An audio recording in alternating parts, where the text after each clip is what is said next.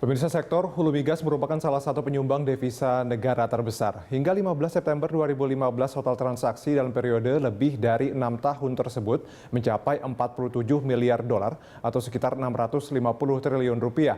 Peran perbankan, terutama bank-bank pemerintah, sangat dibutuhkan untuk menggerakkan ekonomi, terutama di daerah, dan menimbulkan multiplier effect di industri ini. Dan untuk membahas transaksi industri hulu migas dan peran perbankan telah hadir di studio Deputi Pengendalian Keuangan SKK Migas Parulian Sihotang dan juga Senior VP Corporate Bank Mandiri Arya Supriyadi. Apa kabar Pak Parulian?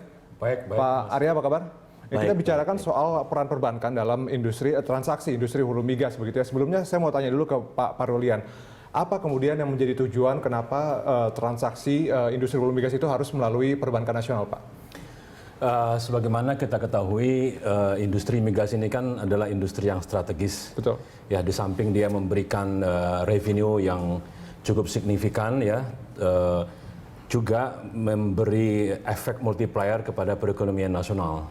Dan untuk itu kita melihat selama ini perbankan nasional hanya menjadi penonton terhadap transaksi keuangan di hulu migas. Untuk itulah saya kira bank-bank nasional khususnya bank BUMN ini, kita juga ingin supaya bank BUMN ini juga berpartisipasi di dalam industri hulu migas untuk meningkatkan rating mereka di mata para investor, dan pada akhirnya juga dengan memperkuat perbankan nasional tentunya juga akan memperkuat perekonomian secara keseluruhan.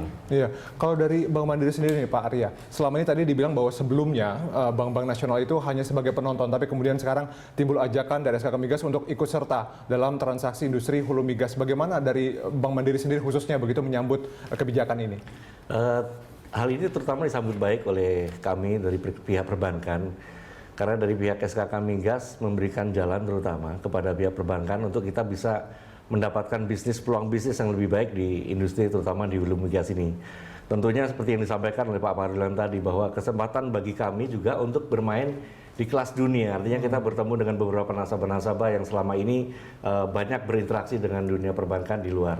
Dan tentunya kami dalam hal ini tentunya tidak ingin hanya sekedar menjadi penonton.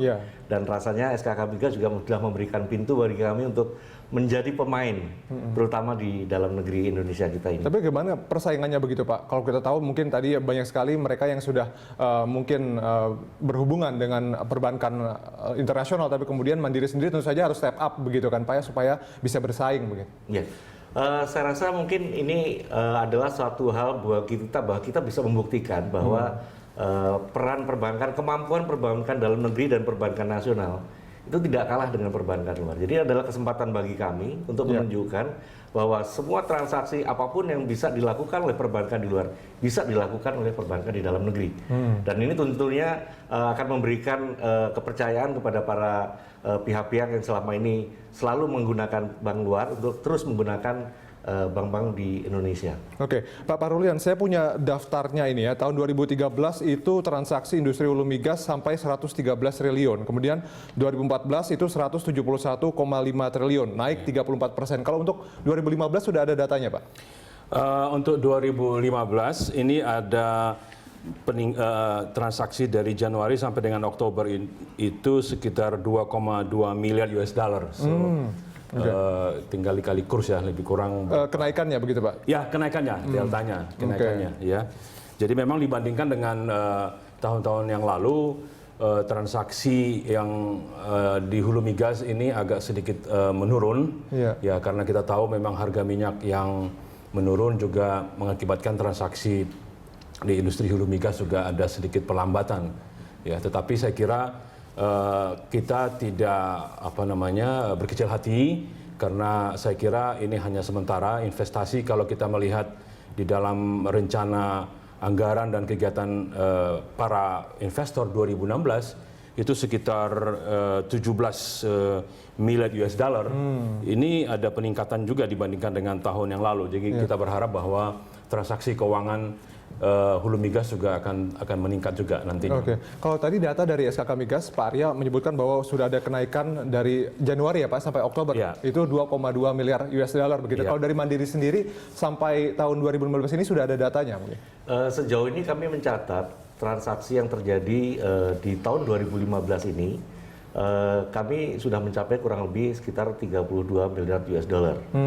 Jadi ini merupakan suatu transaksi yang menurut kami cukup luar biasa dari sisi jumlah, dan tentunya kami berharap ke depan juga ini terus akan meningkat, tentunya transaksinya di Bank Mandiri tentunya. Boleh tahu nggak Pak, itu berapa persen sebetulnya transaksi dari industri hulu migas begitu dibandingkan dengan transaksi secara keseluruhan Pak? Sebenarnya kalau kita bilang, kalau kita bisa sampaikan bahwa transaksi di perbankan di Indonesia, khususnya di Bank Mandiri, kita dalam satu hari kita bisa menjalankan kurang lebih 200 juta transaksi per hari. Kalau kita bisa sampaikan, kalau tadi saya sampaikan bahwa yang transaksi tadi disampaikan adalah nominalnya, tetapi kalau kita bisa sampaikan bahwa sebenarnya kami mampu gitu kan, dengan menggunakan sistem kami, bahwa kami mampu untuk menyelenggarakan sistem perbankan yang mana selama ini mungkin diragukan oleh pihak-pihak yang selama ini masih menggunakan bank luar. Oke. Itu kan tadi angkanya sangat besar sebetulnya Pak ya, terutama buat Bank Mandiri dan juga bank-bank lain, sebetulnya bank-bank pemerintah lainnya. Itu apa kemudian manfaat secara langsung yang dirasakan oleh Bank Mandiri? Dirasakan selama ini adalah bahwa transaksi, terutama di transaksi migas, ini mempunyai value chain yang sangat luar biasa. Mulai dari hulu, hilir, sampai kemudian di downstream. Dalam hal ini kalau kita bisa melihat banyak peluang yang bisa kita lakukan di sana. Kalau kita lihat di sisi, terutama di sisi hulu misalnya, itu terdapat potensi yang sangat besar, misalnya di sisi wholesale. Pada saat mereka melakukan eksplorasi, banyak produk-produk yang sebenarnya bisa kita tawarkan pada pihak-pihak yang terlibat dalam eksplorasi. Demikian juga pada saat produksi.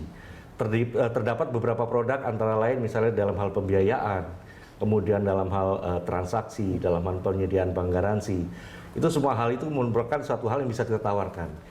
Baru dari sisi wholesale, belum kemudian kita masuk ke sisi retail.